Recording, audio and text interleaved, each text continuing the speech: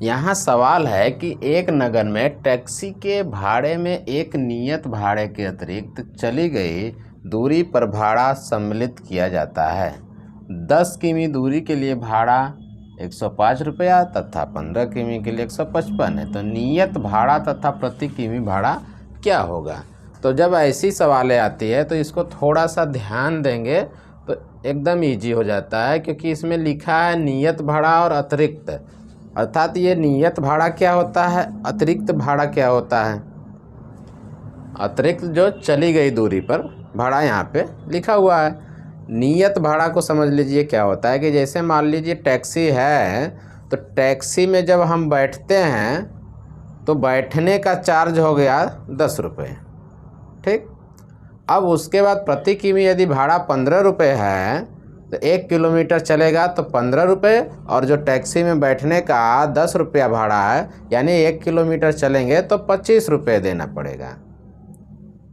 लेकिन वहीं 2 किलोमीटर चलना होगा तो प्रति किमी 15 है, तो यानी 2 किमी का 30 रुपया हो गया, अब प्लस 10 यानी 40 रुपये। यानी कि प्रति किमी कितना भाड़ा है वो अब प्लस अलग से फिक्स भाड़ा, एक फिक्स नियत को का मतलब फिक्स कर दिया गया है कि आपको हमारी टैक्सी लेनी है तो आपको इतने रुपए फिक्स होंगे, उसके बाद आप जितना दूरी चलेंगे उसका अलग से भाड़ा लगेगा।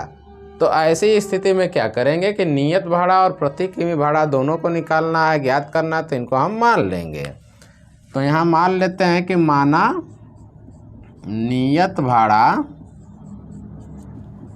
बराबर 100 रुपया हो जाएगा और प्रति किमी भाड़ा रुपया Y। तो हमने नियत भाड़ा और प्रति किमी भाड़ा को मान लिया। अब प्रथम शर्त को देखेंगे। प्रथम शर्तानुसार प्रथम शर्त क्या कह रहा है कि 10 किमी दूरी के लिए भाड़ा 105 है। तो अब बताइए नियत भाड़ा तो x है, वो तो लगेगा ही लगेगा, प्लस 1 किमी प्रति किमी के भाड़ा क्या है y है, तो 10 किमी की कितनी हो जाएगी 10y बराबर, यानी कि 10 किमी की भाड़ा और जो नियत भाड़ा जोड़ने पर कितना आ रहा है 105 रुपया। यानी ये हो गया समीकरण नंबर 1। अब चलते हैं द्वितीय शर्त पर। द्वितीय शर्त क्या कर रहा है, द्वितीय शर्त अनुसार देख रहे हैं तो कह रहा है कि 15 किमी के लिए भाड़ा 155 है। यानी फिर वही नियत भाड़ा तो जस का तस रहेगा, लेकिन 1 किमी का y है तो 15 किमी का 15y, तो 15y बराबर 155। समीकरण नंबर 2। समीकरण 1 को और 2 को ले करके आप इसे हल कर दीजिए। कैसे हल करेंगे यह पता है, हल करने जानते हैं। यहाँ पे हम क्या कर देंगे, घटाने पर, क्योंकि चिन्ह समान है तो घटाएंगे तभी चिन्ह बदलेगा, तो ये तो कटेगा। अब इसमें से यह घटेगा तो क्या हो जाएगा -5y इक्वल टू ये कितना हो गया -50, यानी कि y इक्वल टू 10 आ गया। y इक्वल टू क्या आ गया 10, यानी जो हमारा प्रति किमी भाड़ा है वह 10 रुपया है। तो चलिए नियत भाड़ा भी ज्ञात कर लेते हैं। नियत भाड़ा ज्ञात करने के लिए क्या करेंगे कि y का मान किसी समीकरण में रख दीजिए। समीकरण 1 में रखिए। समीकरण 1 में रखने पर हमारा x + 10y इक्वल टू 105 है, तो x + 10 इंटू y की वैल्यू कितनी आई है 10। अब देख रहे हैं कितना हो गया 100 हो गया, तो हम पक्षांतर करेंगे तो 100 इधर आके घटेगा, तो x की वैल्यू कितनी आ गई 5।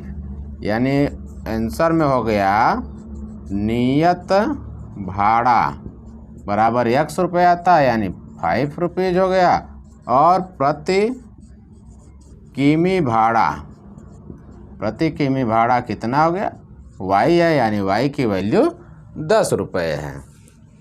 अगर आप इसे जांचना चाहेंगे तो देख सकते हैं कि 10 रुपया यानी 10 किमी का 100 रुपया और 5 105 हो ही जाएगा। अगर 15 चलना है तो 15 दहा में 150 और 5 मिला के 155 रुपये आ रहा है। तो ऐसे सवालों में सवाल को तो हम समीकरण अगर बना लिए तो सॉल्व कर लेंगे, समीकरण बनाने में ही समस्या होती है। तो समीकरण बनाने के लिए हमें क्या करना होता है कि जो फैक्ट दिया होता है उस फैक्ट पर थोड़ा सा ध्यान देंगे और उस फैक्ट को समझेंगे तो समीकरण ईजी हो जाता है, आसानी से बन जाएगा। और जब से समीकरण बनेगा तो हम उसे सॉल्व कर लेते हैं। तो इस वीडियो में बस इतना ही। ऐसे ही वीडियो के लिए बने रहिए हमारे YouTube channel your future life के साथ। पूरा वीडियो देखने के लिए धन्यवाद।